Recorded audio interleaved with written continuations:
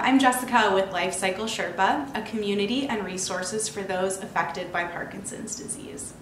Please don't forget to subscribe to the channel and sign up for our free resources at lifecyclesherpa.com, which is in the link below.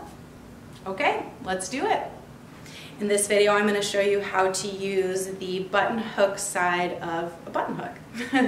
So we are going to first find one of the holes for the button. You're going to stick it directly in and through, then line up the button with the large portion of the hook, slide it to the front, use your hand to slide it over the button, then push through, pop off, easy as that. So if you've got a little extra shaking or fine motor coordination issues, a button hook is a great way to get yourself dressed in the morning by yourself.